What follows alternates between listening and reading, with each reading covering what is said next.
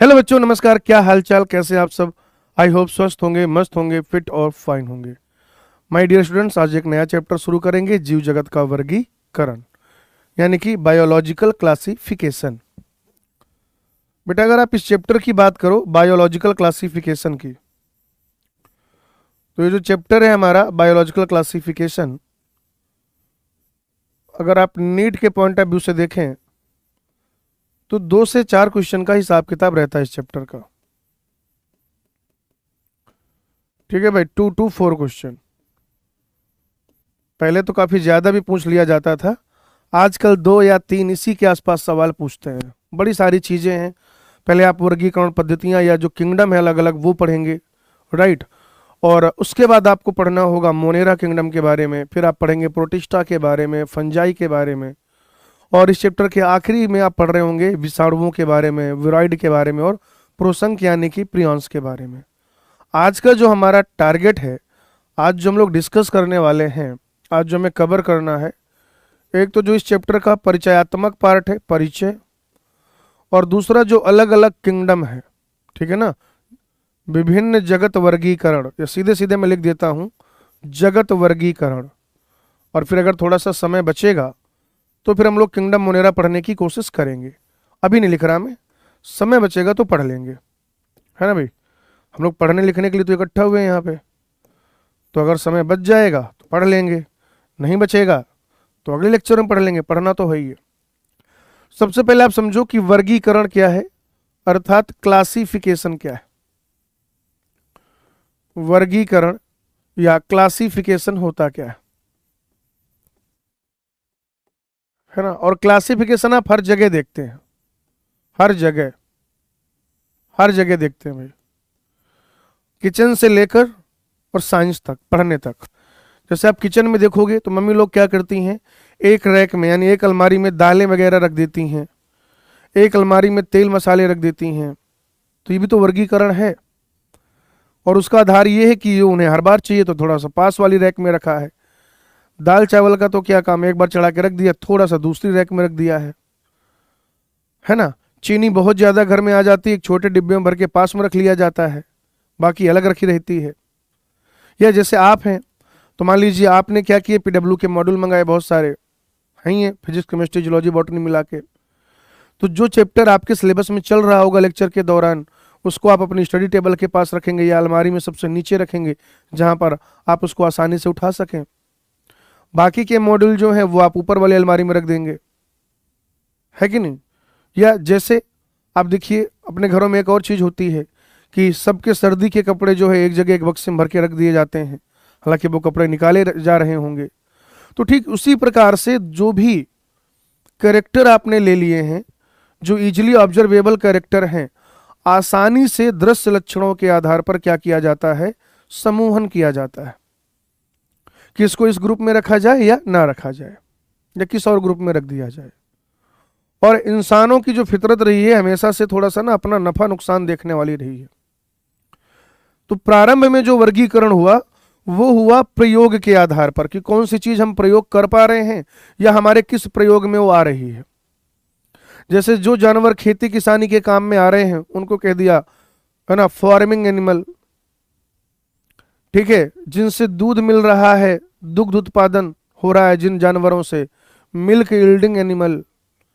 फसल है, ठीक है ना, उससे तेल मिल रहा है तो तेलीय फसलें, ठीक है। कोई क्रॉप है, कोई पेड़ है तो उनसे दवाइयां मिल रही हैं तो औषधीय पादप। इस तरीके से वर्गीकरण चलता था। बाद में अरस्तु साहब ने क्या किया, ठीक है ना, अरस्तु साहब ने आकारकीय गुणों के आधार पर, महान अरस्तु, अरस्तु साहब ने क्या किया बेटा, आकारकीय गुणों के आधार पर, आकारकीय गुण यानी मॉर्फोलॉजिकल कैरेक्टर, उन्होंने पादपों को वर्गीकृत किया शाक, झाड़ी और वृक्ष में। एक ग्रुप बनाया पादप और दूसरा बनाया एनिमेलिया या जंतु या प्राणी। एनिमेलिया कह लीजिए आप, जंतु या प्राणी कह लीजिए। पादप में उन्होंने हाइट के आधार पर सबसे छोटे वाले शाक, फिर थोड़ा उससे बड़े झाड़ी, और फिर सबसे बड़े वृक्ष। ये इस तरीके से।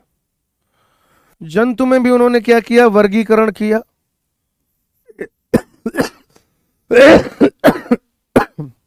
बच्चों, एक ग्रुप को उन्होंने कहा एनाइमा, दूसरे को कहा इनाइमा। इनाइमा वो थे जहां पर आरबीसी एब्सेंट थी, रेड ब्लड एब्सेंट था। इनाइमा वो थे जहां पे आरबीसी प्रेजेंट था, आरबीसी प्रेजेंट था, या आप कह सकते हैं कि रेड ब्लड प्रेजेंट था। ये अरस्तु साहब के द्वारा दिया गया वर्गीकरण है, महान अरस्तु। ठीक है जी, क्लियर नहीं यहां तक सबको? बढ़िया। इनके बाद लीनियस का जो वर्गीकरण आया, द्विजगत वर्गीकरण। ठीक है ना, इधर पढ़ लेते हैं, द्विजगत वर्गीकरण। द्विजगत वर्गीकरण। तो जो द्विजगत वर्गीकरण है बेटा, जो टू किंगडम क्लासिफिकेशन है, द्विजगत वर्गीकरण, ये जो टू किंगडम क्लासिफिकेशन है, टू किंगडम क्लासिफिकेशन या द्विजगत वर्गीकरण के बारे में हमें बताया महान लीनियस ने, Carolus Linnaeus.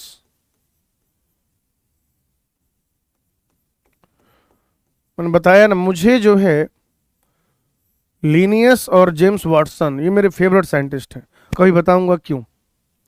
Carolus Linnaeus, Carolus Linnaeus साहब ने क्या किया कि जितने भी जीव थे इस पूरी दुनिया में, उनमें देखा कि जो सेल वॉल है, कोशिका भित्ति, वो प्रेजेंट है क्या। अगर कोशिका भित्ति प्रेजेंट थी, अगर कोशिका भित्ति उपस्थित थी, उपस्थित, तो उस किंगडम को उन्होंने क्या कहा, प्लांटी कहा बेटा। एक ऐसा किंगडम जिसके जीवों में सेल वॉल प्रेजेंट था, उसे इन्होंने क्या कहा, प्लांटी कहा। और ऐसे जीवों का किंगडम जिसमें कोशिका भित्ति अनुपस्थित थी, जिसमें बेटा कोशिका भित्ति अनुपस्थित थी, उनको कह दिया एनिमेलिया। क्या कह दिया भाई, उस किंगडम का नाम इन्होंने दिया एनिमेलिया। एनिमेलिया ये नाम दिया भाई उन्होंने, एनिमेलिया। समझ रहे हैं आप? दो किंगडम बन चुके हैं, प्लांटी और एनिमेलिया। और इसका मेन क्राइटेरिया क्या था, प्रेजेंस और एब्सेंस ऑफ सेल वॉल। क्या क्राइटेरिया था भाई, प्रेजेंस और एब्सेंस ऑफ सेल वॉल। अगर सेल वॉल प्रेजेंट है तो प्लांटी, और अगर सेल वॉल एब्सेंट है तो एनिमेलिया। अब देखो मित्रों, प्लांटी वाले किंगडम में क्या क्या रखा गया, तो बेटा प्लांटी किंगडम में रख दिया गया जीवाणु, कवक, शैवाल, bryophyte, fern, gymnosperm and angiosperm. जो भी ऐसे पादप समूह हैं, इसके अलावा फंजाई और एल्गी और बैक्टीरिया, ये सब कहां पे रख दिया गया, किंगडम प्लांटी में। क्यों? क्योंकि यहां पे सेल वॉल पाया जा रहा था, क्योंकि यहां पर सेल वॉल पाया जा रहा था बेटा। और जो एनिमेलिया है, एनिमेलिया, एनिमेलिया में किसको रखा गया, जो प्रोटोजोवा है। आज जो आप प्रोटोजोवा पढ़ते हो, तो वो प्रोटोजोवा कहां पे रखा गया था, एनिमेलिया में।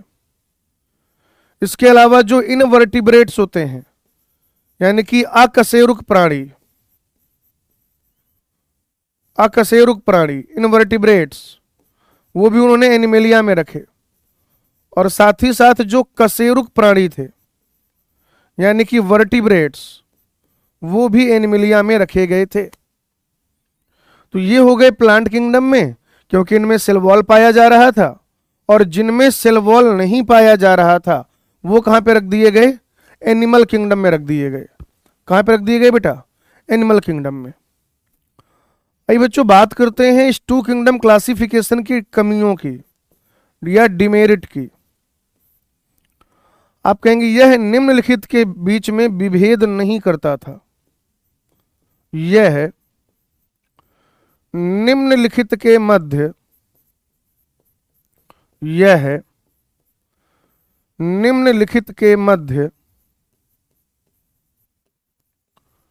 विभेद नहीं करता था। यह निम्नलिखित के मध्य विभेद नहीं करता था। ये जो टू किंगडम क्लासिफिकेशन था, टू किंगडम क्लासिफिकेशन, ये टू किंगडम क्लासिफिकेशन जो है, उन्होंने सेम किंगडम में ऐसे ऑर्गेनिज्म को रखा जो एक कोशिकीय थे और बहुकोशिकीय थे, या जो प्रोकैरियोट थे एंड यूकैरियोट थे। आप कहेंगे प्रोकैरियोटिक जीव तथा यूकैरियोटिक जीव, प्रोकैरियोटिक जीव तथा यूकैरियोटिक जीव, इनके बीच में कोई अंतर नहीं करते थे टू किंगडम क्लासिफिकेशन में। या आप कह सकते हैं कि एक कोशिकीय जीव,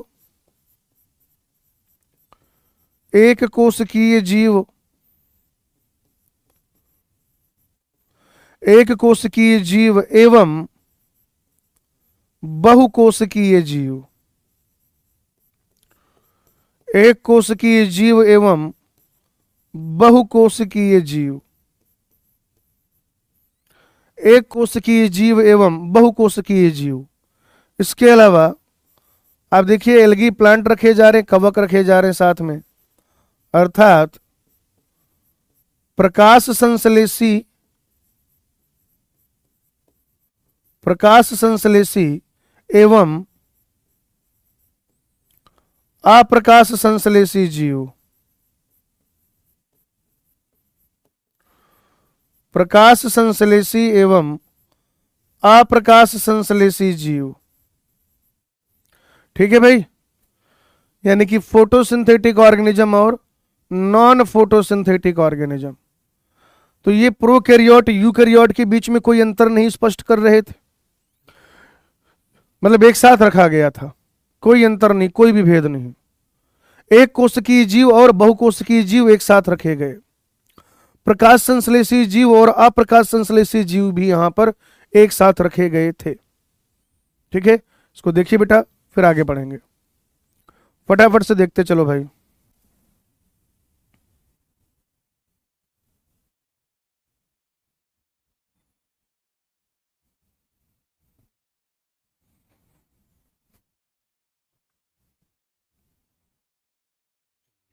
देख लिया बच्चों?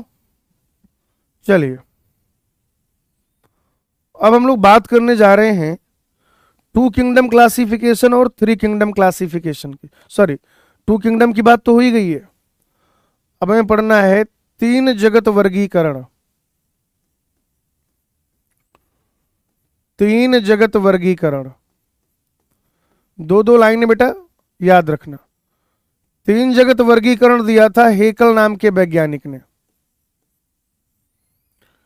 हेकल नाम के वैज्ञानिक ने तीन जगत वर्गीकरण दिया था, और हेकल नाम के वैज्ञानिक ने क्या किया कि जो जीव थे उन समस्त जीवों को तीन अलग अलग किंगडम में डिवाइड किया। भाई प्लांटी और एनिमेलिया तो पहले से थे, प्लांटी और एनिमेलिया ये दो किंगडम तो बेटा पहले से थे ना। एक नया किंगडम यहां पर बना बेटा, एक नए किंगडम का इन्होंने निर्माण किया जिसका नाम था प्रोटिस्टा। प्रोटिस्टा, और प्रोटिस्टा में रखे गए सभी एक कोशिकीय जीव। प्रोटिस्टा में क्या रखे गए? सभी एक कोशिकीय जीव। प्रोटिस्टा में रखे गए बेटा सभी एक कोशिकीय जीव। ये थ्री किंगडम क्लासिफिकेशन था, एक नया किंगडम बना प्रोटिस्टा। ऐसे दो लाइन पढ़ेंगे फोर किंगडम के बारे में। एक और वैज्ञानिक हुआ बेटा जिसका नाम था कोपलैंड। पोकलैंड नहीं बेटा, पोकलैंड मशीनें आती हैं वो अलग बात है। चार जगत वर्गीकरण जो है, चार जगत वर्गीकरण बच्चों, चार जगत वर्गीकरण दिया था कोपलैंड ने। और ये जो कोपलैंड नाम का वैज्ञानिक है, कोपलैंड, कोपलैंड ने क्या किया, जितने भी जीव थे उन सारे जीवों को चार किंगडम में क्लासिफाई कर दिया भाई इसने। ये मार्केट में एक नया खेल लेकर आया, कह रहे नहीं 3 किंगडम में आनंद नहीं आ रहा है, 4 किंगडम क्लासिफिकेशन देते हैं। बेटा आपके पास 3 किंगडम तो हेकल ने ही बता दिए थे। हेकल ने क्या क्या बताया था, प्रोटिस्टा, और क्या बता, और उससे पहले लिनियस क्या बता के गया था, प्लांटी और एनिमेलिया, प्लांटी और एनिमेलिया। तो बच्चों ये 3 किंगडम तो आपके पास पहले ही थे ना, ये 3 किंगडम तो आपके पास पहले ही थे। इन्होंने चौथा किंगडम दिया मोनेरा,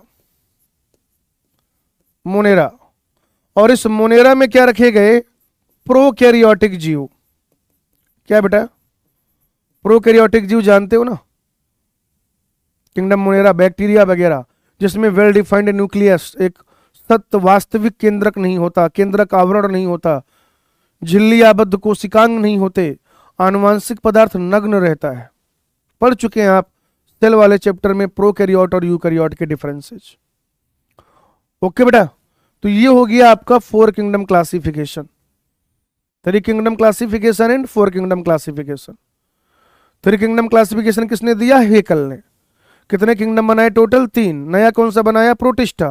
तब कौन कौन से किंगडम हो गए, प्रोटिस्टा, प्लांटी, एनिमेलिया। प्रोटिस्टा में क्या रखा गया, यूनिसेलुलर ऑर्गेनिज्म, एक कोशिकीय जीव। 4 किंगडम क्लासिफिकेशन किसने दिया, कोपलैंड ने। कितने टोटल किंगडम हो गए, 4। नया कौन सा बना, मोनेरा। मोनेरा में क्या रखा गया, प्रोकैरियोटिक जीव। आइए अब पढ़ते हैं द वेरी फेमस, ठीक है भाई। अब हमें जो पढ़ना है वो है आर.एच. विटेकर का वर्गीकरण, जिसे हम और आप प्यार से कहते हैं 5 जगत वर्गीकरण। प्यार से क्या, गुस्से में भी तो यही बोलना पड़ेगा। 5 जगत वर्गीकरण, 5 जगत वर्गीकरण, 5 किंगडम क्लासिफिकेशन। 5 जगत वर्गीकरण, 5 किंगडम क्लासिफिकेशन किसने दिया था मित्रों, आर.एच. विटेकर ने दिया था। आर.एच. विटेकर। और आर.एच. विटेकर ने कब दिया ये 5 किंगडम क्लासिफिकेशन, 1969, 1969। 1969 में, 1969 में उन्होंने ये 5 जगत वर्गीकरण दिया बेटा। ये जो 5 किंगडम क्लासिफिकेशन है उसके बारे में हमें बताया, ठीक है ना। ये जो 5 जगत वर्गीकरण है, ये जो 5 किंगडम क्लासिफिकेशन है, इसमें उन्होंने क्या किया, सारे जीवों को 5 किंगडम में, 5 जगत में जो है विभाजित किया। पहला कौन सा, मोनेरा। दूसरा कौन सा, प्रोटिस्टा। तीसरा एक नया किंगडम बनाया, बताओ कौन सा, फंजाई।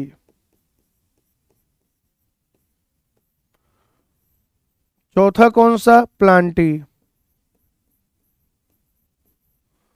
और पांचवा कौन सा बताइएगा जरा, एनिमेलिया। एनिमेलिया।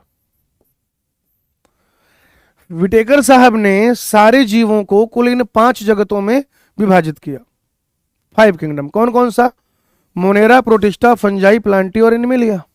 फिर से बताओ कौन कौन सा, मोनेरा, प्रोटिस्टा, फंजाई, प्लांटी और एनिमेलिया। और किस आधार पर किया ऐसा, किस आधार पर बेटा, तो आप कहेंगे कि विटेकर ने, यहां पे लिख रहा हूं मैं, देखो जरा ध्यान से, आप कहेंगे कि विटेकर ने निम्नलिखित आधार पर, निम्नलिखित आधार पर विटेकर ने निम्नलिखित आधार पर समस्त जीवों को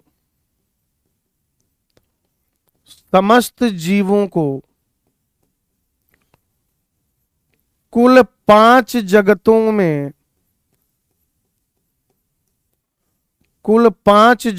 में वर्गीकृत किया। कुल 5 जगतों में वर्गीकृत किया। और बेटा ये 5 जगत वर्गीकरण हो उसके क्या थे, आधार क्या क्या थे? एक तो था जाति वृत्तीय संबंध।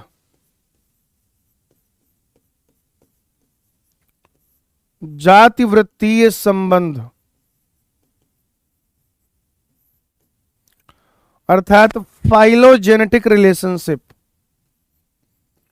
अर्थात फाइलोजेनेटिक रिलेशनशिप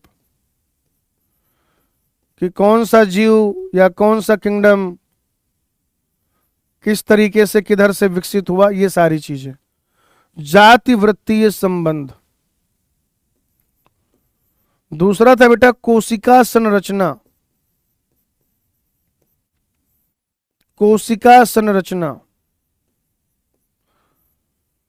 अर्थात सेल स्ट्रक्चर कि वो प्रोकैरियोट है या यूकैरियोट। तीसरा था बेटा पोषण की प्रक्रिया या पोषण की विधि, mode of nutrition. Mode of nutrition. चौथा था बच्चों प्रजनन अर्थात रिप्रोडक्शन।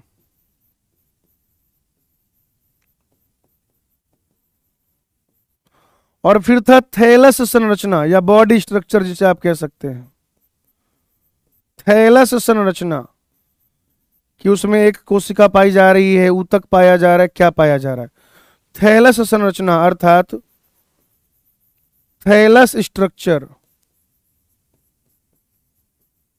थैलस स्ट्रक्चर और इसको याद करने के लिए इसके इनिशियल्स ले लीजिए ऐसे। तो ये क्या हो जाएगा PCMRT।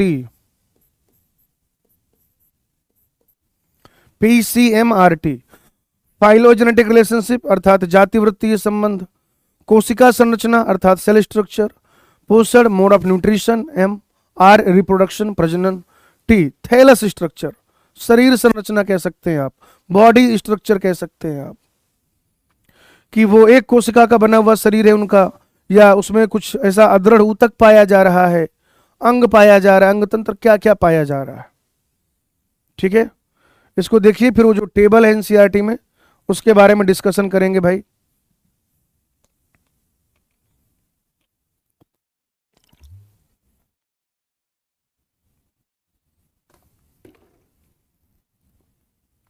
उस टेबल के बारे में डिस्कशन करेंगे।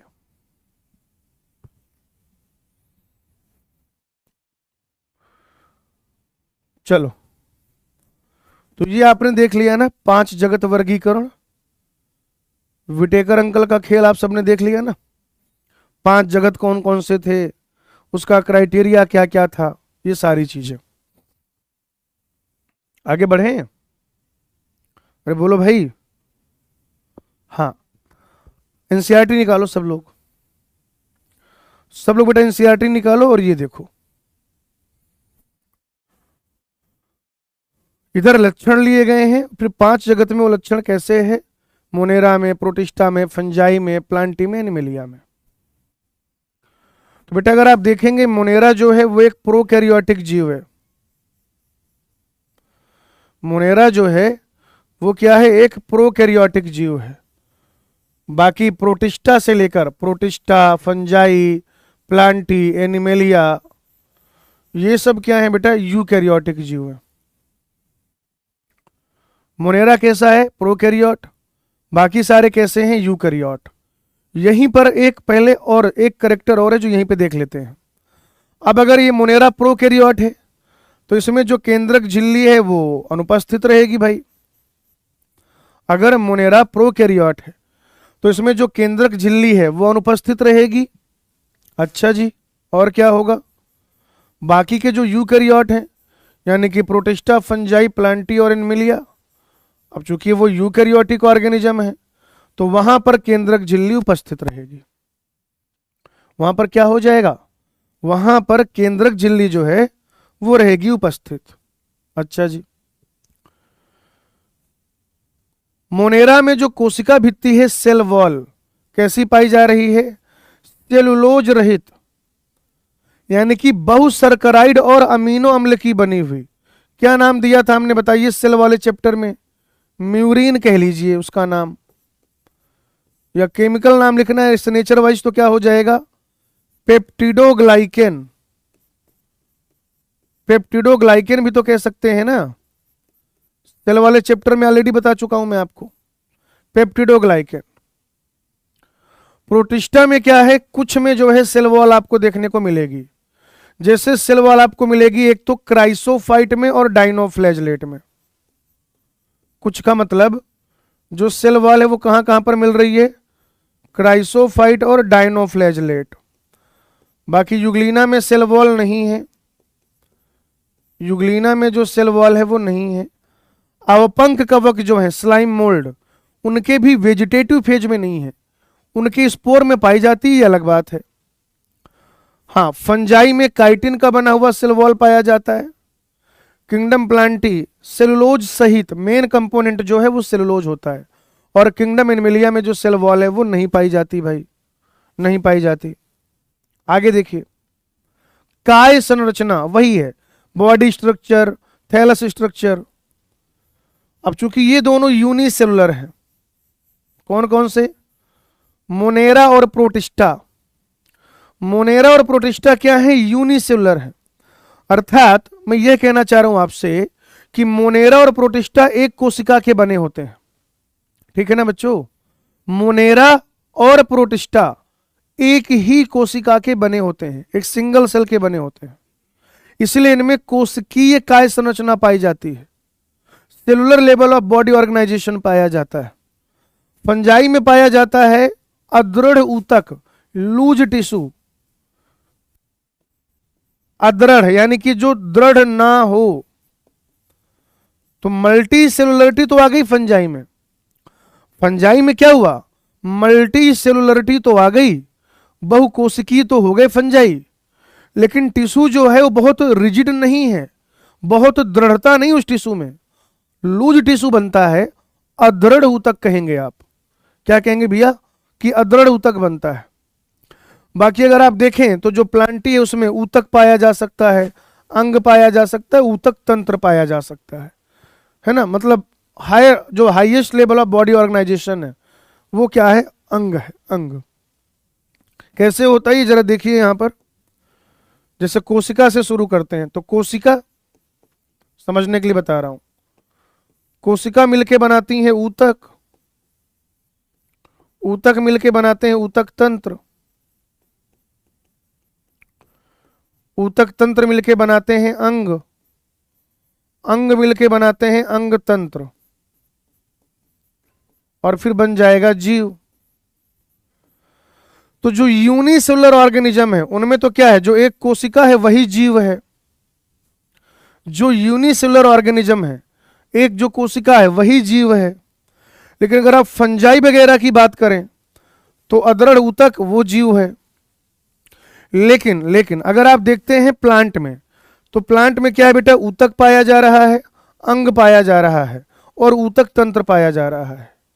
यानी कि प्लांट में जो हाईएस्ट लेवल है, प्लांट में बेटा जो हाईएस्ट लेवल है वो क्या है? अंग होने को, बाकी वो ऊतक तंत्र भी हो सकता है और ऊतक भी हो सकता है। एनिमल्स में जो सबसे हायर लेवल है, एनिमल्स में बेटा जो सबसे हायर लेवल है वो देखिए, ऊतक, अंग, अंग तंत्र, अंग तंत्र तक की चीजें पाई जाती हैं। श्वसन तंत्र, उत्सर्जी तंत्र, पाचन तंत्र। तो ऐसे जो तंत्र लेवल तक की चीजें हैं, वो तंत्र लेवल तक की चीजें कहां पर पाई जाएंगी? अंग तंत्र जो है वो एनिमेलिया में पाया जाता है, एनिमेलिया में। अंग तक की चीजें जो है वो पाई जाती हैं कहां पर? प्लांटी में। फंजाई में अदृढ़ ऊतक तक पाया जाता है, और मोनेरा और प्रोटिस्टा चूंकि वो यूनिसेलुलर हैं, एक कोशिकीय जीव हैं, तो वहां पर कोशिकीय जो है, आप क्या कहेंगे कि कोशिकीय संरचना जो है वो पाई जा रही है। पोषण की विधि, ये जो है मोनेरा स्वपोषी भी होते हैं और परपोषी भी होते हैं। फिर स्वपोषी में ये रसायन संश्लेषी भी हैं और प्रकाश संश्लेषी भी हैं। इधर परपोषी में मृतपोषी भी हैं, परजीवी भी हैं। प्रोटिस्टा में अगर आप ओवरऑल देखें तो ये स्वपोषी भी हैं और परपोषी भी हैं। फंजाई पूरा का पूरा क्या है, परपोषी, टोटली परपोषी।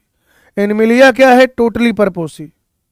पादप क्या है, स्वपोषी, फोटोसिंथेसिस करते हैं ना, पादप जो है फोटोसिंथेसिस करते हैं, स्वपोषी है। ठीक है, यानी मोनेरा और प्रोटिस्टा में दोनों पाया जा रहा है, मोनेरा और प्रोटिस्टा में दोनों पाया जा रहा है। फंजाई और एनिमिलिया केवल और केवल परपोषी हैं, हेटेरोट्रॉफ। और प्लांटी की अगर आप बात करें पादप की, मुख्यतया वो कैसे हैं, स्वपोषी हैं, ऑटोट्रॉफ है। उसमें कुछ एक्सेप्शन है ना, जैसे ब्लैडर वॉर्ट वगैरह, वो सब अलग चीजें हैं, हालांकि वो क्या है, पार्शियल परपोषी हैं। लेकिन कसकटा वगैरह देखें आप, जो कसकटा जो है, अमरबेल वगैरह, ये सब जो है पूरी तरीके से क्या है, परपोषी होते हैं। लेकिन अगर आपसे पूछा जाए कि पादप स्वपोषी हैं कि परपोषी हैं, तो आपको स्वपोषी ही बताना है। ठीक है, प्रजनन की विधि। अच्छा, मजेदार बात यह है कि ये जो आखिरी वाला करेक्टर है, ये इंग्लिश की एनसीईआरटी में है भी नहीं। इंग्लिश की एनसीईआरटी में ये लास्ट वाला जो क्राइटेरिया, ये नहीं मिलता आपको। उन्होंने बस पोषण की विधि तक पढ़ाया है। कहां तक पढ़ाया है, पोषण की विधि तक ही पढ़ाया है। ठीक है जी। यहां पर संयुग्मन अर्थात कॉन्जुगेशन हो जाता है। प्रोटिस्टा में युग्मक संलयन होता है, यानी गैमीट मिलेगा और संयुग्मन भी होता है। बाकी गैमीट मिलेंगे तो निषेचन के जैसा फंजाई में, प्लांटी और एनिमिलिया में। ठीक है ना, निषेचन की जो प्रक्रिया है कि गैमीट मिलते हैं, केंद्रक मिलते हैं, वो सब आपको कहां कहां पर देखने को मिलेगा प्रॉपरली, फंजाई में, प्लांटी में और एनिमिलिया में। ये टेबल देखिए, फिर आगे बढ़ेंगे।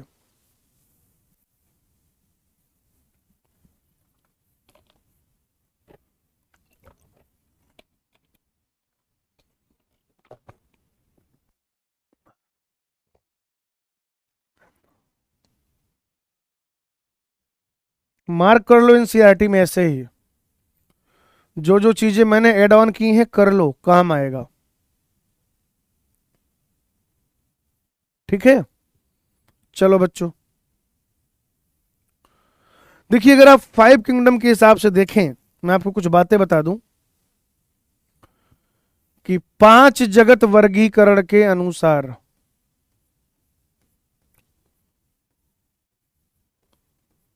5 जगत वर्गीकरण के अनुसार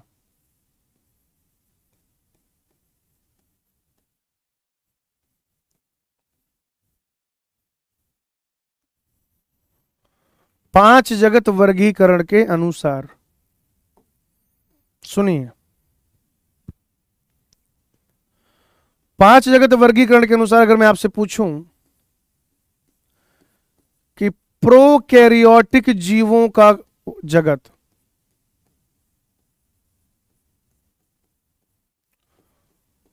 प्रोकैरियोटिक जीवों का एक ही जगत है और वो है मोनेरा। मोनेरा। अगर मैं आपसे कहूं यूकैरियोटिक जीवों का जगत,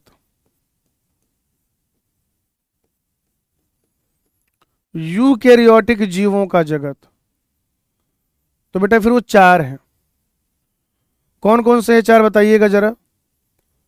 protista, Fungi, Plantae, animalia. Prokaryote का एक ही किंगडम है, किंगडम मोनेरा। यूकैरियोट के 4 किंगडम है, प्रोटिस्टा, फंजाई, प्लांटी, एनिमेलिया। एक कोशिकीय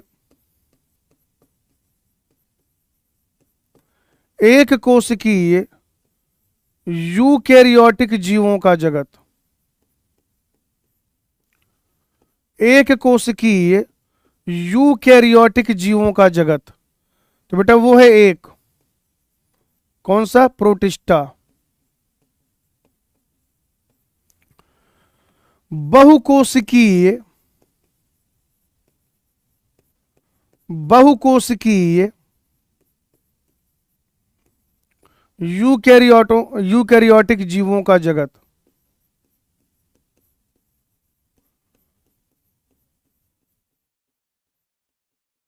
तीन है बेटा, fungi, Plantae, animalia. Fungi, Plantae और एनिमेलिया। लेकिन अगर मैं सिर्फ इतना कहूं कि एक कोशिकीय जीवों का जगत, अब इस बार मैं यूकैरियोट प्रोकैरियोट कुछ नहीं कह रहा, मैं कह रहा हूं एक कोशिकीय जीवों का जगत। एक कोशिकीय जीवों का जगत। अब मैंने यहां पर यूकैरियोट प्रोकैरियोट कुछ नहीं कहा। तो 5 किंगडम में से 2 किंगडम ऐसे हैं जिसमें केवल और केवल एक कोशिकीय जीव रखे गए हैं। कौन कौन से बेटा? तो आप कहेंगे मोनेरा तथा प्रोटिस्टा। मोनेरा तथा प्रोटिस्टा। मोनेरा में क्या रखा गया है? मोनेरा में रखा गया है एक कोशिकीय लेकिन प्रोकैरियोटिक जीव। और प्रोटिस्टा में क्या रखा गया है? तो प्रोटिस्टा में रखा गया है एक कोशिकीय लेकिन यूकैरियोट। तो यहां पर हमने सवाल की भाषा में यूकैरियोट प्रोकैरियोट कुछ नहीं लिखा। प्रोकैरियोट का एक मोनेरा, यूकैरियोट के 4 प्रोटिस्टा, फंजाई, प्लांटी, एनिमेलिया। एक कोशिकीय यूकैरियोट का एक, कौन सा? प्रोटिस्टा। बहुकोशिकीय यूकैरियोट के कितने? 3, फंजाई, प्लांटी, एनिमेलिया। लेकिन जो एक कोशिकीय जीवों का जगत है, एक कोशिकीय जीवों का जगत, अब इसमें यूनिसेलुलर मल्टीसेलुलर अपन नहीं कह रहे, सॉरी, इसमें प्रोकैरियोट यूकैरियोट अपन नहीं कह रहे। तो अपने को सिर्फ उन किंगडम की बात करनी है, अपने को सिर्फ उन जगतों की बात करनी है जिसमें क्या आते हैं? एक कोशिकीय जीव आते हैं। क्या आते हैं बेटा? जिसमें जिसमें आते हैं एक कोशिकीय जीव, एक कोशिकीय जीव। और वो क्या हो जाएगा? मोनेरा और प्रोटिस्टा। मोनेरा और प्रोटिस्टा हो जाएगा भाई। चलिए एक और बढ़िया बात बताऊं मैं आपको।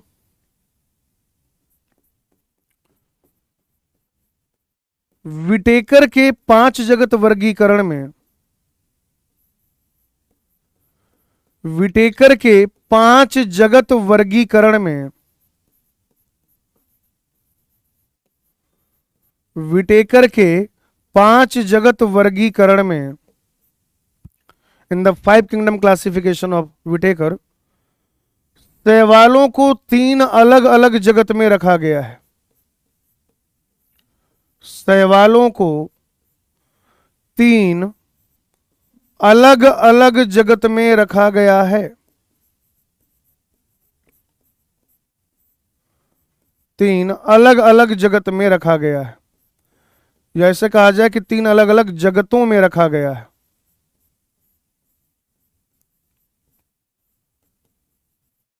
ठीक है भाई। विटेकर ने ये जो अपना 5 किंगडम क्लासिफिकेशन दिया, तो अगर आप विटेकर के 5 किंगडम क्लासिफिकेशन की बात करें तो जो शैवाल होते हैं पूरी दुनिया में, जो विभिन्न विभिन्न प्रकार के शैवाल हैं, अगर उन शैवालों को देखा जाए, उनकी उपस्थिति को देखा जाए, तो विटेकर के वर्गीकरण में उनको 3 अलग अलग जगतों में रखा गया है, 3 अलग अलग किंगडम में रखा गया है। कहां पे रखा गया है? 3 अलग अलग किंगडम में रखा गया है। जैसे कि आप कहेंगे कि प्रोकैरियोटिक शैवाल, जो प्रोकैरियोटिक शैवाल है, जिन्हें हम लोग कहते हैं ब्लू ग्रीन एल्गी, अर्थात नील हरित शैवाल, नील हरित शैवाल कहते हैं जिन्हें, ये रखे गए हैं मोनेरा जगत में। कहां पे रखे गए हैं? मोनेरा जगत में, मोनेरा जगत में। लेकिन जो एक कोशिकीय यूकैरियोटिक शैवाल है, एक कोशिकीय यूकैरियोटिक शैवाल,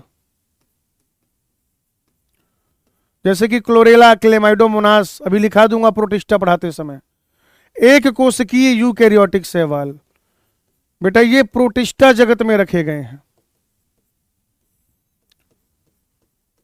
प्रोटिस्टा जगत।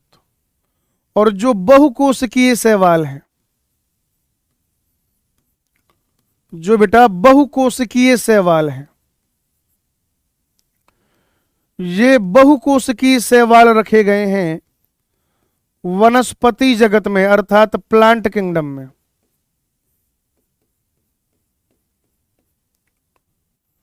कहां पे रखे गए हैं भाई? वनस्पति जगत में रखे गए हैं, अर्थात प्लांट किंगडम में रखे गए हैं। तो बच्चों आप देख रहे हो कि विटेकर के क्लासिफिकेशन के हिसाब से ये जो शैवाल हैं, इन शैवालों को जो है कहां पे रखा गया? 3 अलग अलग जगतों में रखा गया है, 3 अलग अलग किंगडम में रखा गया है। और वो 3 अलग अलग किंगडम कौन कौन से हैं? जो प्रोकैरियोटिक शैवाल है, जैसे कि नीलहरित शैवाल, जिन्हें कि साइनोबैक्टीरिया भी कहते हैं, ब्लू ग्रीन एल्गी भी कहते हैं, वो मोनेरा जगत में रखे गए। जो एक कोशिकीय लेकिन यूकैरियोटिक शैवाल हैं, जैसे कि क्लोरेला है, क्लेमाइडोमोनास है, एसिटाबुलेरिया है, ये सब रखे गए प्रोटिस्टा में। और बाकी जो बहुकोशिकीय शैवाल हैं वो प्लांट किंगडम में रखे गए, वनस्पति जगत में रखे गए। क्लियर? अच्छा देखो, यूकैरियोटिक जीवों का जो किंगडम है वो कौन सा है? प्रोटिस्टा है। ध्यान समझना, थोड़ा दिमाग लगाना। यूकैरियोटिक जीवों का जो किंगडम है वो क्या है? प्रोटिस्टा है, प्रोटिस्टा। ईस्ट कैसा होता है बताओ? ईस्ट कैसा होता है? ईस्ट भी यूनिसेलुलर यूकैरियोट है। तो ईस्ट को कहां रखा जाना चाहिए? प्रोटिस्टा में। भाई ईस्ट कैसा है? Unicellular eukaryote. ईस्ट जो होता है खमीर, कैसा होता है? Unicellular eukaryote.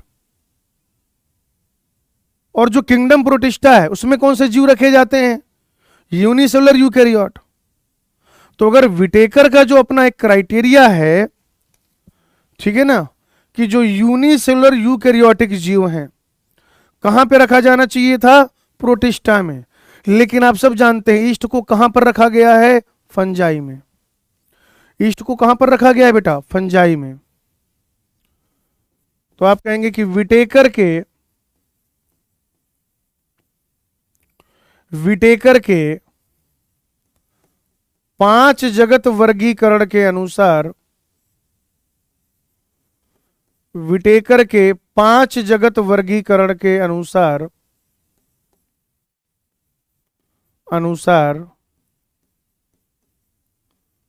ईस्ट को प्रोटिस्टा जगत में रखा जाना चाहिए था। प्रोटिस्टा जगत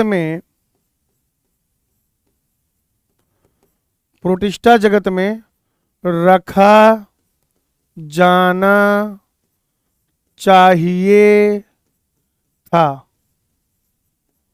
किंतु इसे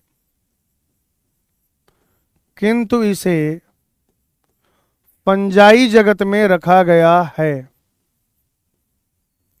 किंतु इसे फंजाई जगत में रखा गया है। कहां पे रखा गया है भाई? इसे रखा गया है फंजाई जगत में।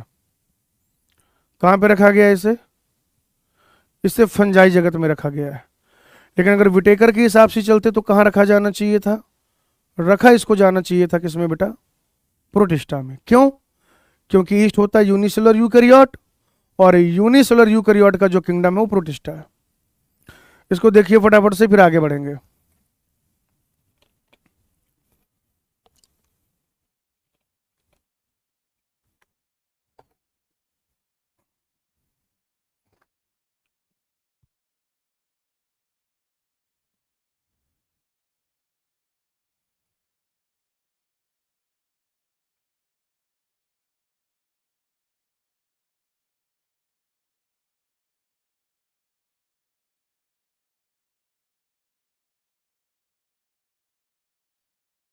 चलिए भाई, इसके बाद पढ़ेंगे 6 किंगडम क्लासिफिकेशन, 6 जगत वर्गीकरण।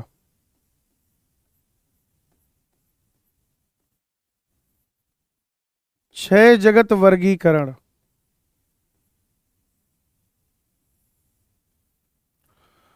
छह जगत वर्गीकरण।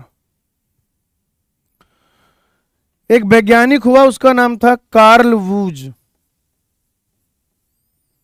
उसके दिमाग की उपज है ये। छह जगत वर्गीकरण जो है वो कार्ल वूज के दिमाग की उपज है। कार्ल वूज के। कार्ल वूज ने क्या किया, सभी जीवों को छह जगतों में विभक्त किया, वर्गीकृत किया।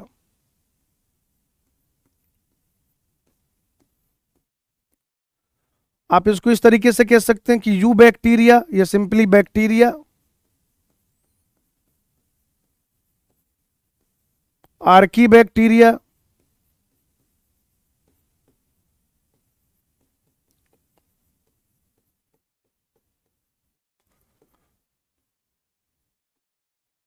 प्रोटिस्टा, फंजाई,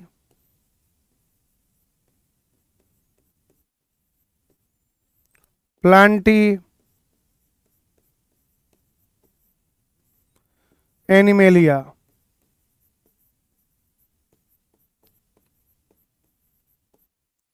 सुनो बेटा, कार्ल वूज ने देखा कि जो यू बैक्टीरिया हैं और जो आर्की बैक्टीरिया हैं, एक तो उनके सेल वॉल में अंतर है, उनकी जो सेल वॉल की संरचना उसमें अंतर है, और दूसरा आर्की बैक्टीरिया में जो प्लाज्मा मेम्ब्रेन है उसमें शाखित श्रृंखला वाले लिपिड पाए जा रहे हैं। कैसे लिपिड पाए जा रहे हैं बेटा, बताइए जरा। आप कहेंगे सर शाखित श्रृंखला वाले लिपिड पाए जा रहे हैं। भाई मोनेरा को दो पार्ट में विभक्त किया ना कार्ल वूज ने, बाकी के चार किंगडम तो वैसे ही हैं, Protista, Fungi, Plantae, Animalia. Carl Woese ने क्या किया, जो पहले का किंगडम मोनेरा था बेटा, उस किंगडम मोनेरा को दो अलग अलग किंगडम में डिवाइड कर दिया। उस किंगडम मोनेरा को दो अलग अलग किंगडम में डिवाइड कर दिया। कौन कौन सा, यू बैक्टीरिया और आर्की बैक्टीरिया, यू बैक्टीरिया और आर्की बैक्टीरिया। तो अगर आपसे पूछा जाए कि कार्ल वूज ने ऐसा क्यों किया, या सिंपली अगर आप कहें कि मोनेरा को यू बैक्टीरिया तथा आर्की बैक्टीरिया में विभक्त करने के कारण, मोनेरा को यू बैक्टीरिया तथा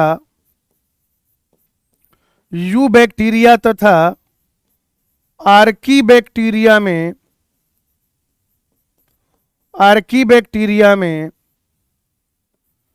विभक्त करने के कारण, विभक्त करना मतलब डिवाइड करने के कारण, क्या कारण थे भाई, क्या वजह थी कि ऐसा किया गया कि मोनेरा को क्लासिफाई कर दिया गया यू बैक्टीरिया और आर्की बैक्टीरिया में। तो बेटा दो बड़े रीजन हैं। आप कहेंगे एक तो आर्की बैक्टीरिया तथा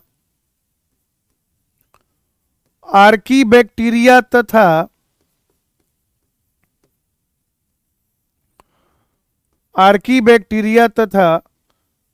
बैक्टीरिया,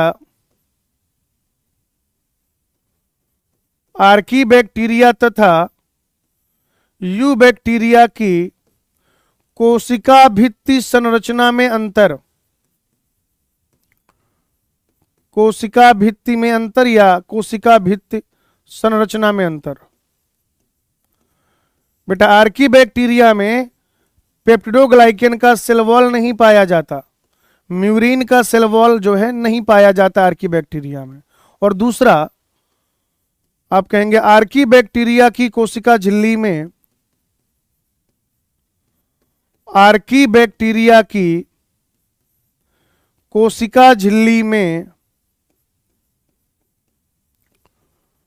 आर्की बैक्टीरिया की कोशिका झिल्ली में, आर्की बैक्टीरिया की कोशिका झिल्ली में शाखित श्रृंखला वाले लिपिड का पाया जाना,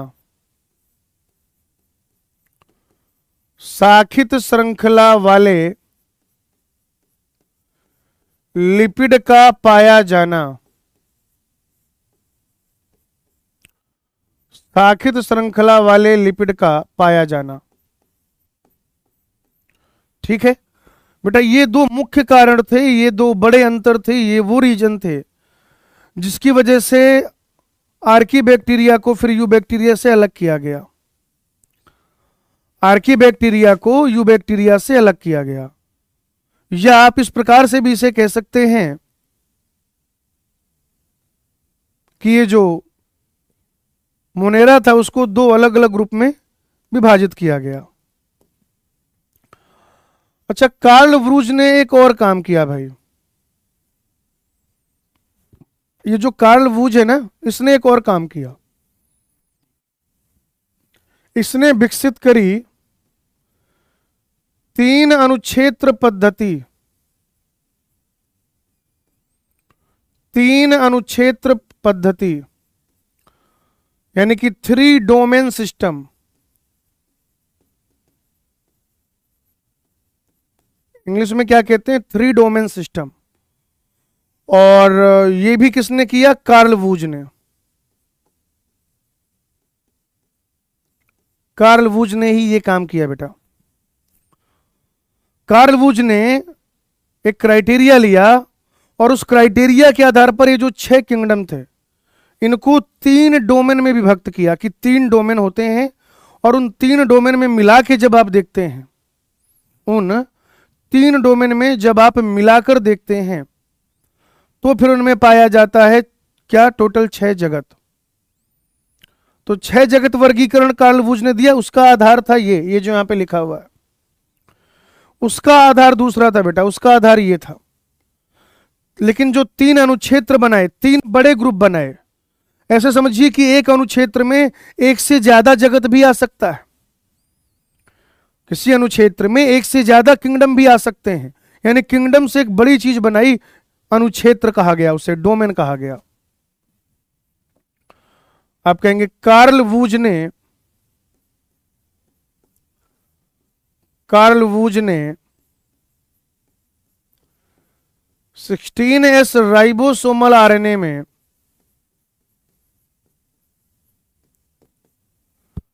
कार्ल वूज ने 16S राइबोसोमल आरएनए में जीनों के अनुक्रम के आधार पर, जीनों के अनुक्रम के आधार पर कार्ल वूज ने 16S राइबोसोमल आरएनए में जीनों के अनुक्रम के आधार पर कि जीन का सीक्वेंस क्या है, इस आधार पर 6 जगतों को 3 अनुक्षेत्रों में विभक्त किया या 3 अनुक्षेत्रों में वर्गीकृत किया। ठीक है भाई, ये कार्ल वूज साहब ने किया। कार्ल वूज साहब ने 16S राइबोसोमल आरएनए में क्या सीक्वेंस है, जो जीन उपस्थित हैं उनका क्या सीक्वेंस है, उसके आधार पर ये जो 6 किंगडम हैं, तो उन 6 किंगडम को 3 डोमेन में, 3 अनुक्षेत्र में वर्गीकृत किया। जब उसने मोनेरा को यू बैक्टीरिया और आर्की बैक्टीरिया में विभक्त किया, उसके कारण अलग थे। ये है उसका रीजन कि आर्की बैक्टीरिया के सेल वॉल और सेल मेम्ब्रेन में अंतर है। मोटा मोटा अगर हिसाब किताब लगाए तो एक्चुअल बात तो लिखाई दी है कि आर्की बैक्टीरिया के सेल वॉल के कंपोजिशन और प्लाज्मा मेम्ब्रेन में क्या है, डिफरेंस है। जैसा यूकैरियोट में, जैसा यू बैक्टीरिया में होता है, आर्की बैक्टीरिया में वैसा नहीं होता है। ठीक है, और फिर उसके बाद इन सारे के सारे जो 6 किंगडम हैं, इन 6 किंगडम्स को 3 अनुक्षेत्र में विभक्त किया, 3 डोमेन में वर्गीकृत किया, 3 डोमेन में डिवाइड किया। तो चाहे वो 6 जगत वर्गीकरण हो और चाहे वो 3 अनुक्षेत्र पद्धति हो, दोनों को किसने विकसित किया, दोनों के बारे में किसने बताया हमें? कार्ल वूज ने। और जो 3 डोमेन सिस्टम है उसका आधार क्या है? कि जो 16S राइबोसोमल आरएनए उसमें जीन का सीक्वेंस क्या है। तो मान लीजिए कि ये आखिरी का कोई पूर्वज है, ऐसे लास्ट कॉमन एंसेस्टर, आखिरी कॉमन पूर्वज, प्रोजिनोट ये टर्म इसके लिए दिया जाता है, मत याद रखिएगा। अब जो ये आखिरी कॉमन एंसेस्टर है बेटा, इस आखिरी कॉमन एंसेस्टर से, इस आखिरी कॉमन एंसेस्टर से यहां पर ऐसे 3 डोमेन बने भाई, 3 डोमेन, यही है आपके 3 डोमेन या 3 अनुक्षेत्र। कौन कौन सा? तो आप कहेंगे आर्किया, बैक्टीरिया और यूकैरिया। आर्किया, बैक्टीरिया और यूकैरिया। अब ये जो आर्किया है इसमें तो एक ही किंगडम आएगा, आर्की बैक्टीरिया। इसमें तो एक ही किंगडम आएगा, आर्की बैक्टीरिया। ये जो आप दूसरा अनुक्षेत्र देख रहे हैं इसमें भी एक ही किंगडम आता है, यू बैक्टीरिया कह लीजिए या बैक्टीरिया कह लीजिए। लेकिन मित्रों अगर आप देखो तो यहां पर ऐसे क्या हो जाएगा, ये 4 किंगडम आएंगे। कितने किंगडम आएंगे बेटा? तो यहां पर आ जाएंगे 4 किंगडम। ये क्या है? प्रोटिस्टा,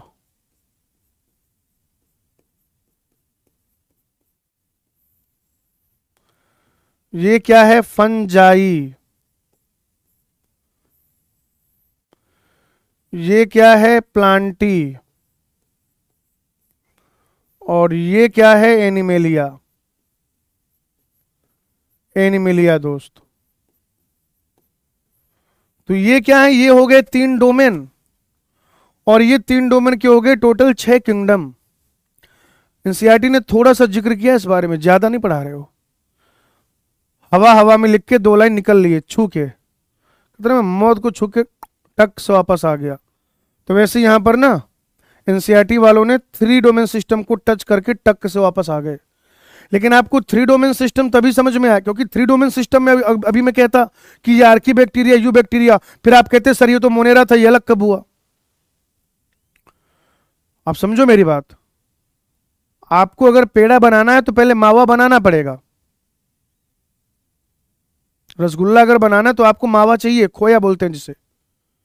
तो भाई अगर आपको 3 डोमेन सिस्टम समझ, रटने की बात नहीं कर रहे हैं हमें, रटने को तो लोग कुछ भी रटते हैं, फिजिक्स भी रटते हैं, वो अलग बात हो गई। अपन यहाँ पे समझने के लिए खड़े हैं, बैठे हैं समझने, मैं यहाँ समझाने के लिए हूँ, आप यहाँ समझने के लिए हैं। तो भाई मेरे, अगर आपको 3 डोमेन सिस्टम समझना है तो फिर आपको 6 किंगडम जो है, 6 जगत वर्गीकरण, वो तो समझना ही पड़ेगा। उसमें तो कोई दो राय ही नहीं है। बताओ। तो ये हो गया आपका 6 किंगडम क्लासिफिकेशन, या इसी को आप कहेंगे 3 अनुक्षेत्र पद्धति। फटाफट से इसको देखिए, आगे बढ़ेंगे।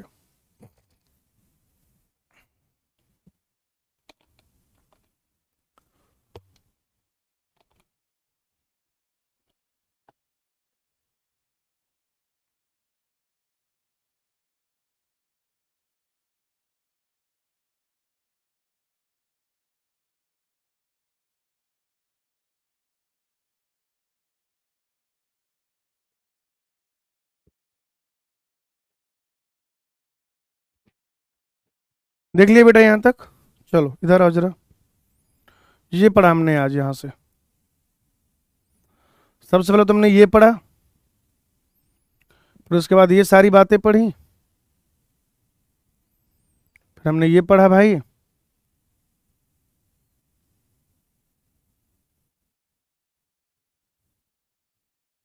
फिर ये टेबल देखी एनसीईआरटी की,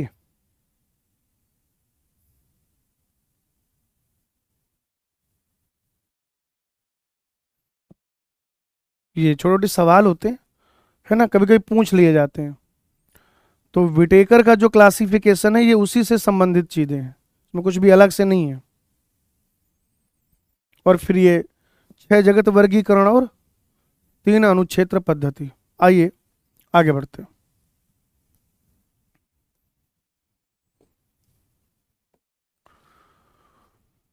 मोनेरा जगत की बात कर लें भाई, बताओ। मोनेरा जगत की बात कर लें, किंगडम मोनेरा की।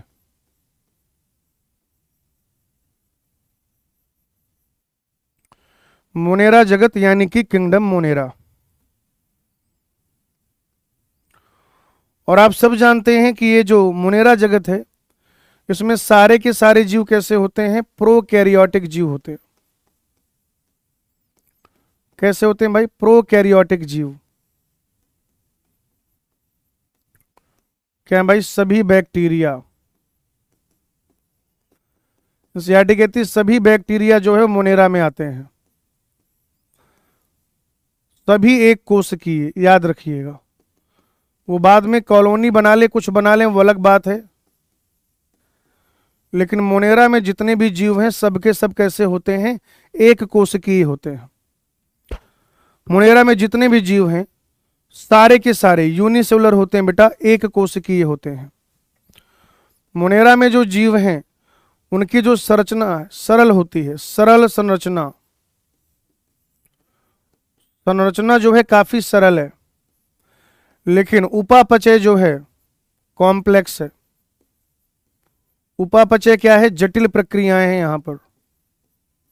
छोटा आकार है ना, साइज में तो ये छोटे होते हैं भाई, आकार इनका छोटा होता है, लेकिन तीव्र गति से विभाजन, अगर आप इनको प्रोकैरियोट से तुलना करें तो इनका जो विभाजन है वो काफी तेज होता है, तीव्र गति से विभाजन होता है। ठीक है ना, विभाजन जो है इनका वो काफी तीव्र गति से होता है। मोनेरा जगत की बात कर रहे थे। मोनेरा जगत कह लीजिए या कंपैरेटिवली और बढ़िया टर्म ले लें, जीवाणु। जीवाणु जो होते हैं ना बेटा, उनको वो कैसे दिख रहे हैं, आकृति कैसी है उनकी, शेप कैसा है। और जीवाणुओं के वर्गीकरण का एक तरीका है ये कि हम उनके एक विशेष आकृति के आधार पर वर्गीकरण करते हैं। जो उनका एक स्पेशलाइज शेप है, उस स्पेशलाइज शेप के आधार पर जीवाणु जो हैं वो वर्गीकृत किए जाते हैं। और 4 प्रकार के होते हैं। कॉकस जीवाणु गोल होते हैं भाई, गोल। दूसरे हो जाएंगे बैसिलस जीवाणु, बैसिलस। बैसिलस का मतलब कि दंडाकार या छड़ाकार, दंड के जैसे होते हैं ये। छड़ जो होती है ना, छड़ ऐसे रॉड शेप, छड़ के जैसे या दंड के जैसे होते हैं, रॉड शेप्ड होते हैं बैसिलस जीवाणु। तीसरे हो जाएंगे बेटा विब्रियो जीवाणु। और विब्रियो जीवाणु जो होते हैं वो कॉमा शेप होते हैं। आप लोग कॉमा लगाते हो ना लिखते समय, कॉमा शेप होते हैं भाई वो। और चौथे होंगे स्पाइरिलम। स्पाइरिलम या स्पाइरिला, ये बेटा स्पाइरल शेप के होते हैं, स्पाइरल शेप के। कॉकस जीवाणु जो है, कॉकस जीवाणु, ये कुछ ऐसे हो जाएंगे इस तरीके से बेटा, गोलाकार। ठीक है ना, गोलाकार। और गोलाकार हैं ये, इनमें जो है ऐसा भी हो सकता है कि 2 गोले आपस में जुड़े हुए हों। ये एक बैक्टीरिया है, दूसरा बैक्टीरिया है। क्योंकि सर अभी थोड़ी देर पहले आप कह रहे थे कि मोनेरा जगत में सभी के सभी जितने भी जीव हैं वो एक कोशिकीय हैं, और यहां पर तो आपने 2 गोले बना दिए हैं, अभी मैं 4 भी बना दूंगा। गोला बहुत बनाता हूं बेटा मैं, ठीक है ना। ये इसका मतलब ये कि एक जीवाणु ही दूसरा जीवाणु, बस ये साथ में रह रहे हैं। ऐसा भी हो सकता है कि ये ऐसे 4 जीवाणु एक साथ में रहें, ये तो अभी 3 रह रहे हैं ऐसे, या ये 4 ऐसे भी रह सकते हैं, है ना। लेकिन आप देखो ये एक बैक्टीरिया कैसा है, गोल है, गोल। दूसरा होता है बेटा कि ये दंडाकार हो सकते हैं, बैसिलस, ये इस तरीके से, ये से दंड बना हुआ है। ऐसा भी हो सकता है कि 2 दंड बने हुए हों, ऐसा भी हो सकता है कि बहुत सारे दंड आपस में जुड़े हुए हों। याद रखना कि हर दंड क्या है, हर दंड जो है एक बैसिलस जीवाणु है। और इन जीवाणुओं में खास बात क्या है, इन्हीं में देखा जाता है इंडोस्पोर। इन्हीं जीवाणुओं में क्या देखा जाता है बेटा, जो इंडोस्पोर है वो भी सामान्यतया इन्हीं में देखने को मिलता है। एनसीईआरटी ने ऐसे तो बना रखा है। और ये क्या है, इंडोस्पोर है भाई, अंतः बीजाणु या इंडोस्पोर कह लीजिए आप इसे। ये अंतः बीजाणु है या इंडोस्पोर है। और इंडोस्पोर जो होता है वो कॉमनली आपको बैसिलस टाइप के जीवाणुओं में ही मिलता है, बैसिलस टाइप के जीवाणुओं में, बैसिलस। ये जो है बेटा कॉमा शेप हो सकता है, कॉमा किधर को भी लग सकता है। और फिर है स्पाइरल शेप का जीवाणु, स्पाइरल शेप का जीवाणु है भाई। तो ये जो स्पाइरल शेप का जीवाणु है, जब आप इसे देखेंगे तो ये ऐसे कई बार क्या हो रहा होगा, घूम रहा होगा। और ये इसमें ऐसे फ्लैजला पाए जा रहे होंगे बेटा। आप एनसीईआरटी देखिए, उन्होंने फ्लैजला जो है वो स्पाइरल जीवाणु में ही बना रखे हैं। फ्लैजला जो है वो उन्होंने स्पाइरल जीवाणु में ही बना रखे हैं। फ्लैजला जो है वो उन्होंने स्पाइरल जीवाणु में ही बना रखे हैं बेटा, जब भी आप एनसीईआरटी देखोगे तो ये बहुत बेसिक शेप है बैक्टीरिया का जो आप यहां पे देख रहे हैं। क्लियर है? फटाफट से देखिए इसको, आगे पढ़ेंगे। फटाफट से देखना है भाई।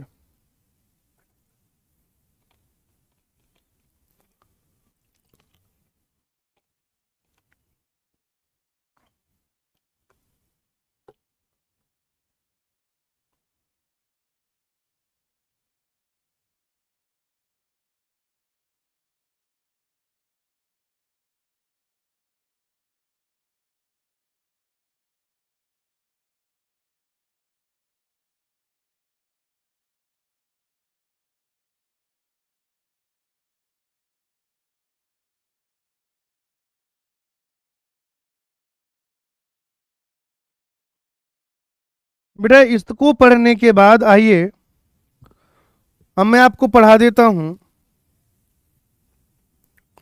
जीवाणुओं में पोषण। ठीक है ना। अगली चीज जो मैं आपको पढ़ाना चाह रहा हूं वो क्या है भाई, जीवाणुओं में पोषण। आ जाओ, हम लोग यहां पर पढ़ने जा रहे हैं जीवाणुओं में पोषण।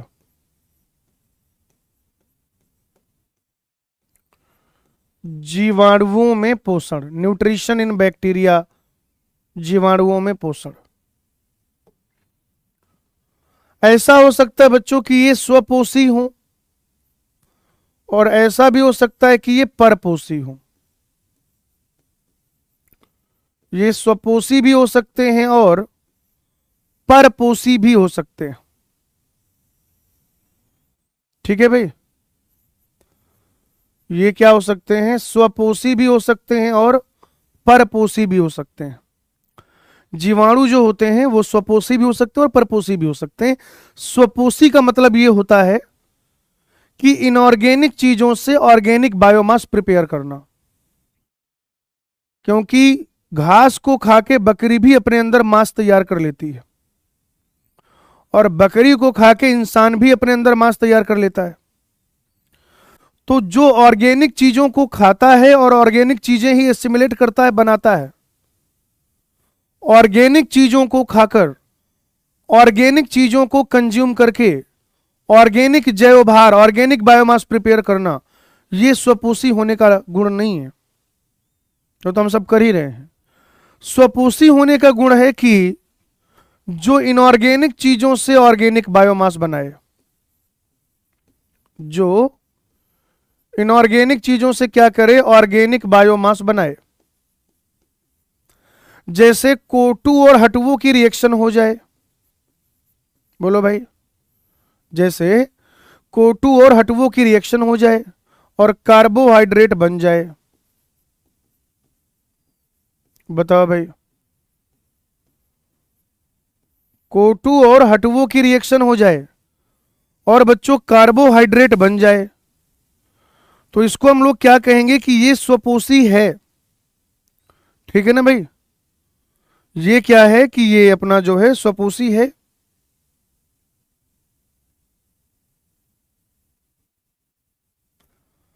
अब जब आप यहां पर इसको स्वपोषी देखेंगे, ठीक है, तो आपको ऊर्जा की भी आवश्यकता पड़ेगी। आपको किसकी आवश्यकता पड़ेगी? ऊर्जा की। अब ये जो ऊर्जा है, ध्यान से देखिएगा जरा, ये जो ऊर्जा है, ये ऊर्जा आप किस तरीके से दे पा रहे हैं? कार्बन डाइऑक्साइड और वाटर को जोड़ने के लिए ऊर्जा की आवश्यकता पड़ेगी। ऊर्जा अगर मिल रही है रेडॉक्स प्रोसेस से, ऑक्सीडेशन और रिडक्शन के प्रक्रम से अगर ऊर्जा मिल रही है, तो फिर ऐसे जीवों को कह दिया जाएगा रसायन संश्लेषी। ऐसे जीवों को क्या कह दिया जाएगा? रसायन संश्लेषी। और अगर ये ऊर्जा किसी प्रकाश से प्रकाश के स्रोत से मिल रही हो, प्रकाश से मिल रही हो, तो फिर ये कह दिए जाएंगे प्रकाश संश्लेषी। ठीक है भैया, समझना गेम क्या चल रहा है इसमें।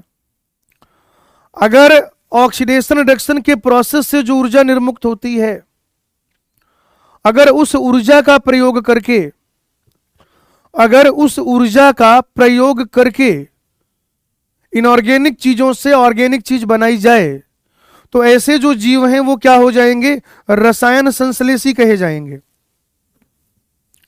और अगर इनको जोड़ने के लिए जो ऊर्जा है वो हमें लाइट से मिल रही हो, किससे मिल रही बेटा? लाइट से, सूर्य के प्रकाश से, तो फिर वो प्रकाश संश्लेषी कहे जाएंगे। ठीक है। अब परपोषी में ना तीन चीजें हैं भाई जी। एक है मृतपोषी, मृतपोषी, या इसी को कभी कभी लिख के आ जाएगा मृतजीवी, या कभी कभी लिख के आ जाएगा मृतोपजीवी। एक ही बात है, घबराना नहीं आपको। मृतपोषी यानी कि मृतजीवी यानी कि मृतोपजीवी, ऐसे जीवाणु जो सड़े गले पदार्थ से भोजन प्राप्त करते हैं। सड़े गले पदार्थ से, सड़े गले पदार्थ से भोजन प्राप्त करते हैं। सड़े गले पदार्थ से भोजन प्राप्त करते हैं। बच्चों दूसरे होते हैं परजीवी। परजीवी, परजीवी वो होता है जो किसी जीवित जीव के ऊपर रहता है। जीवित जीव, पादप अथवा जंतु से पोषण प्राप्त करते हैं। तो अगर ये किसी जिंदा इंसान में रह रहे हैं, अगर ये किसी जिंदा इंसान में रह रहे हैं बेटा, ठीक है ना, और जिंदा इंसान में रह रहे हैं और उससे पोषण प्राप्त कर रहे हैं, तो फिर ये पैरासाइट कहे जाएंगे, परजीवी कहे जाएंगे बेटा। पैरासाइट या परजीवी, क्लियर है ना। और अगर ये किसी के साथ रह रहे हैं तो फिर वो सहजीवी संबंध हो जाएगा, सहजीवी। साथ में रहना किसी के, उनका कोई काम करना, बदले में खाना मांग लेना। तो ये हो गया बेटा जीवाणुओं में पोषण को। फटाफट से देखो फिर आगे बढ़ेंगे। जीवाणुओं में पोषण,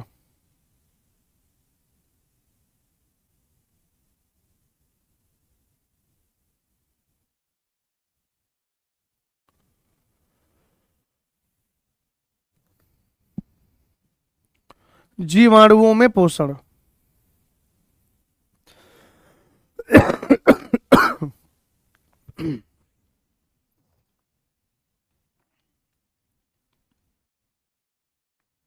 चलो बच्चों, ये देख लिया आप सबने कि स्वपोषी भी हो सकते हैं, परपोषी भी हो सकते हैं। स्वपोषी में कैसे क्या और परपोषी में कैसे क्या है। क्लियर है यहां तक सबको? अब मैं आपको पढ़ाता हूं जीवाणुओं में श्वसन।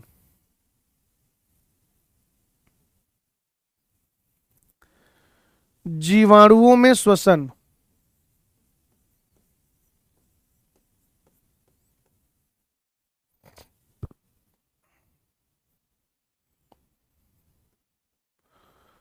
जीवाणुओं में श्वसन। बेटा जीवाणुओं में जो श्वसन है ना, मुख्यतया तो वो दो तरीके का होता है। एक होता है वायवीय श्वसन। क्या होता है बेटा? वायवीय श्वसन। और दूसरा होता है अवायवीय श्वसन। एक होता है बेटा वायवीय श्वसन और दूसरा होता है अवायवीय श्वसन।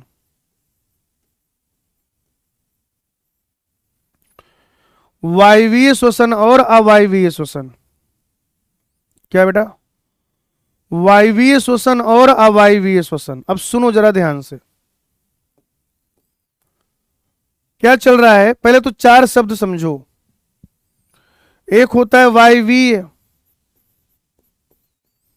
दूसरा होता है अवायवीय, इसी प्रकार के मिलते जुलते दो शब्द और होते हैं, ऑक्सीकारी, एनऑक्सीकारी, सॉरी ऑक्सीजेनिक। हाँ ठीक है, ऑक्सीजेनिक, एनऑक्सीजेनिक। चार शब्द हो गए भाई। Aerobic, anaerobic, oxygenic, anoxygenic. फटाफट से अपने दिमाग में इनके अंतर ढूंढो जल्दी से। वायवीय का क्या मतलब है, अवायवीय का क्या मतलब है, ऑक्सीजेनिक का क्या मतलब है और एनऑक्सीजेनिक का क्या मतलब है, इसके तात्पर्य क्या होते हैं, पहले तो आप वो समझो। बच्चों वायवीय का मतलब होता है, ध्यान से समझिएगा, वायवीय का मतलब होता है जिसको ऑक्सीजन की रिक्वायरमेंट पड़े श्वसन के दौरान। जिनको श्वसन की प्रक्रिया में ऑक्सीजन की रिक्वायरमेंट हो वो होते हैं वायवीय, और जिनको ऑक्सीजन नहीं चाहिए वो होते हैं अवायवीय। क्या समझे? जिनको श्वसन की प्रक्रिया में आवश्यकता होती है किसकी? ऑक्सीजन की, उनको कहते हैं वायवीय जीव। और ऐसे जीव जिनको श्वसन की प्रक्रिया में ऑक्सीजन नहीं चाहिए उनको कहते हैं अवायवीय। अवायवीय जीव कह देते हैं उनको। अच्छा, ऑक्सीजेनिक और एनऑक्सीजेनिक का क्या चक्कर है फिर? ऑक्सीजेनिक और एनऑक्सीजेनिक का क्या चक्कर है? जो प्रकाश संश्लेषण की क्रिया में ऑक्सीजन का उत्पादन करे, यानी प्रकाश संश्लेषण हो रहा है और उस प्रकाश संश्लेषण की अभिक्रिया के दौरान, क्या बेटा? उस प्रकाश संश्लेषण की अभिक्रिया के दौरान आप यह देख पा रहे हैं कि ऑक्सीजन प्रोड्यूस हो रहा है, तो वो ऑक्सीजेनिक कहा जाएगा। क्या कहा जाएगा? ऑक्सीजेनिक। और अगर ऑक्सीजन का प्रोडक्शन नहीं होता है, फोटोसिंथेसिस तो हो रही है प्रकाश संश्लेषण तो हो रहा है, कार्बोहाइड्रेट का निर्माण भी हो रहा है बेटा, कार्बोहाइड्रेट का निर्माण भी हो रहा है। लेकिन उस कार्बोहाइड्रेट के निर्माण के दौरान, उस कार्बोहाइड्रेट के निर्माण के दौरान आप यह देखते हैं कि ऑक्सीजन जो है निर्मुक्त नहीं हो रही है। तब इस प्रकार के जीव को कहा जाता है एनऑक्सीजेनिक जीव। तो वायवीय, अवायवीय, ऑक्सीजेनिक, एनऑक्सीजेनिक, ये 4 टर्म थे बेटा जो अपने क्लियर हो गए। अब समझो यहां पर चक्कर क्या है कि ये जो वायवीय श्वसन करते हैं ना बेटा, वायवीय श्वसन करते हैं, इसकी भी फिर 2 कैटेगरी होती है। वायवीय श्वसन करने वालों की 2 कैटेगरी होती है। एक होते हैं अविकल्पी वायवीय। क्या होते हैं भाई? अविकल्पी वायवीय। और दूसरे होते हैं विकल्पी अवायवीय।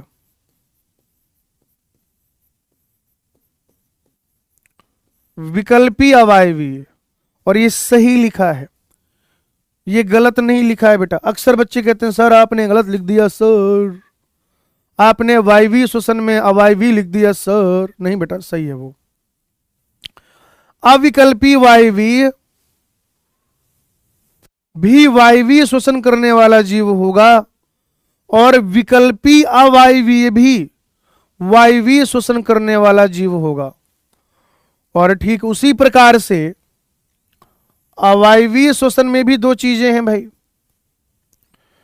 एक है अविकल्पी अवायवीय। एक क्या है बेटा? एक है अविकल्पी अवायवीय। एक क्या है? अविकल्पी अवायवीय।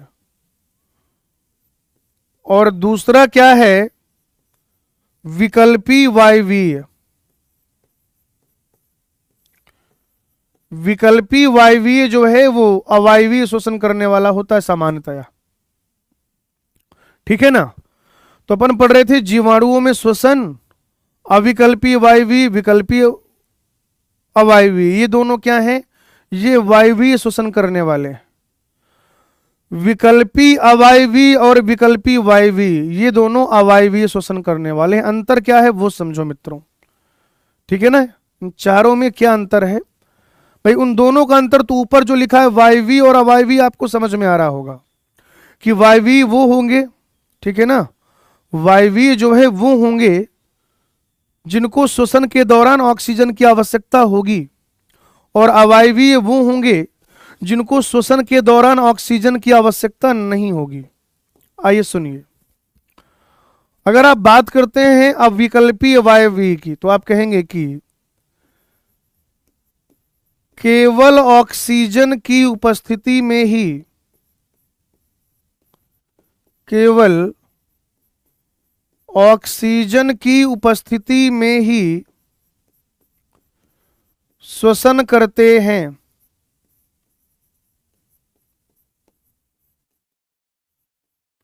ऑक्सीजन की अनुपस्थिति में खत्म, टाटा, बाय बाय हो जाते हैं। ऑक्सीजन की उपस्थिति में, अनुपस्थिति में मृत्यु हो जाती है, क्योंकि इनके पास और कोई ऐसी प्रक्रिया नहीं है, क्योंकि इनके पास और कोई ऐसी प्रक्रिया नहीं है कि ये ऑक्सीजन की अब्सेंस में श्वसन कर पाए। ऑक्सीजन नहीं है तो इनमें श्वसन नहीं होगा, और इनमें श्वसन नहीं होगा तो ऊर्जा का उत्पादन नहीं होगा, एटीपी का निर्माण नहीं होगा, और अगर एटीपी का निर्माण नहीं होगा तो फिर मर जाएंगे, खत्म, टाटा बाय बाय गया। ये है अविकल्पी वायवीय। शब्द को पकड़िए, अविकल्पी वायवीय। इनके पास वायवीय होने के अलावा और कोई विकल्प नहीं है। इनके पास वायवीय होने के अलावा और कोई विकल्प नहीं है। जबकि ये जो होते हैं ना विकल्पी अवायवीय, इनका समझो आप, इनका क्या चक्कर है। आप कहेंगे सामान्यतया ये वायवीय होते हैं, सामान्यतया कैसे हैं, वायवीय, क्योंकि वायवीय श्वसन लिखा है ऊपर। तो बच्चों जो विकल्पी अवायवीय होते हैं, फैकल्टेटिव एनारोब, फैकल्टेटिव एनारोब, तो बच्चों ये जो फैकल्टेटिव एनारोब है सामान्यतया तो ये वायवीय हैं, नॉर्मली तो ये एरोबिक हैं, किंतु ऑक्सीजन की अनुपस्थिति में भी, ऑक्सीजन की अनुपस्थिति में भी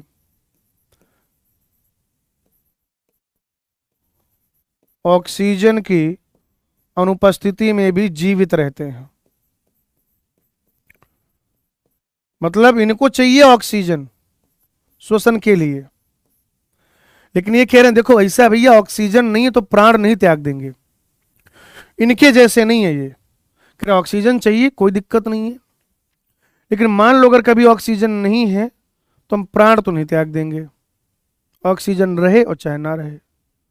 तो ये हो गया आपका वायवीय श्वसन। आइए अवायवीय श्वसन की बात करते हैं। पहला है अविकल्पी अवायवीय, वही शब्द पकड़ो भाई, ये जो जीव है इसके पास एक विकल्प है, ये जो विकल्पी अवायवीय है कैसा होता है, वायवीय श्वसन वाला, लेकिन इसके पास एक विकल्प है कि ये अवायवीय हो सकता है।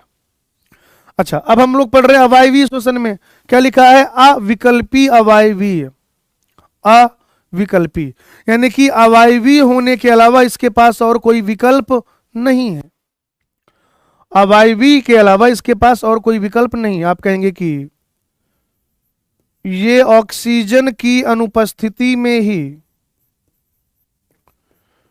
ये ऑक्सीजन की अनुपस्थिति में ही, ऑक्सीजन की अनुपस्थिति में ही श्वसन करते हैं, ऑक्सीजन की अनुपस्थिति में ही श्वसन करते हैं। अगर ऑक्सीजन नहीं है, इनके पास इस तरीके की मैकेनिज्म है कि अगर ऑक्सीजन नहीं तभी ये जिंदा रहेंगे, ऑक्सीजन की उपस्थिति में ये खत्म टाटा बाय बाय हो जाते हैं, ऑक्सीजन की उपस्थिति में इनकी मृत्यु हो जाती है।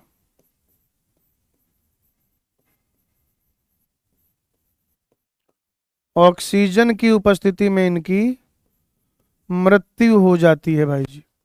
ये हैं अविकल्पी अवायवीय, इनके पास अवायवीय होने के अलावा और कोई विकल्प नहीं है, और कोई विकल्प नहीं इनके पास। अब है विकल्पी वायवीय, यानी विकल्प के तौर पर यह वायवीय हो जाता है। तो सामान्यतया कैसा होगा बताइए बच्चों, सामान्यतया ये होता है अवायवीय, सामान्यतया कैसा होता है, अवायवीय होता है, किंतु ऑक्सीजन की उपस्थिति में भी, ऑक्सीजन की उपस्थिति में भी, ऑक्सीजन की उपस्थिति में भी श्वसन करता है, ऑक्सीजन की उपस्थिति में भी श्वसन करता है। ये ऑक्सीजन की प्रेजेंस में भी श्वसन कर पाते हैं भाई, कौन, ये। चलिए फटाफट से देखिए फिर आगे बढ़ेंगे।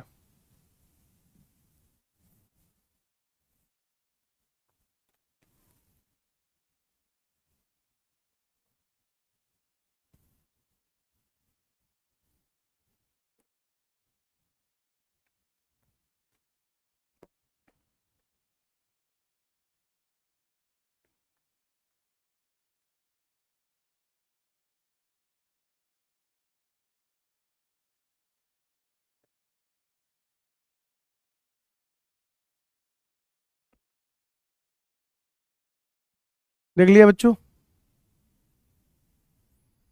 श्वसन वाली बात देख ली ना। चलिए बहुत पढ़ा दिया आज भाई साहब। होमवर्क ये एक्सरसाइज 1 1 से 16।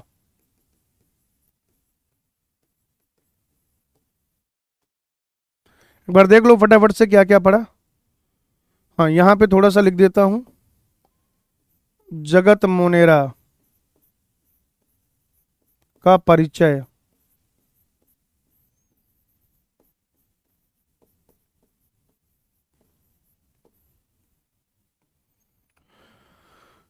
यहां से शुरू किया बेटा हमने, ये सारी चीजें पढ़ी भाई जी। टेबल बहुत इंपॉर्टेंट है। फिर ये छोटे छोटे सवाल बना लिए। फिर ये 6 जगत और 3 डोमेन सिस्टम। फिर मोनेरा के करेक्टरिस्टिक के बारे में पढ़ना शुरू किया।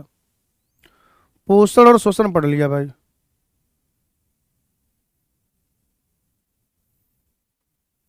एक मिनट, कुछ तो डिलीट हो गया है।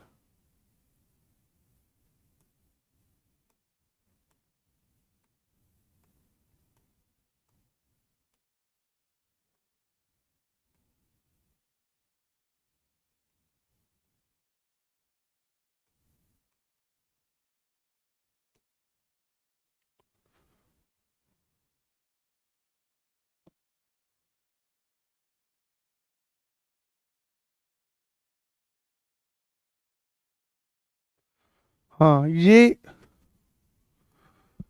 थोड़ी डिलीट करना था भाई। अब सही है। होमवर्क क्या था? एक्सरसाइज 1 से 16 तक। और इधर जो है मैं लिख देता हूं, जगत मोनेरा का परिचय।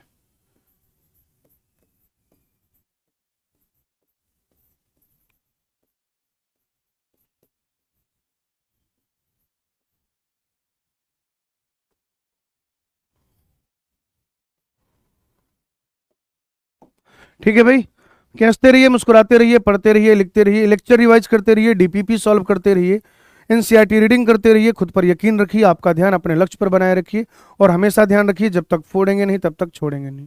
आज की कथा यहीं तक, आगे I will take it on next class. Thank you, धन्यवाद।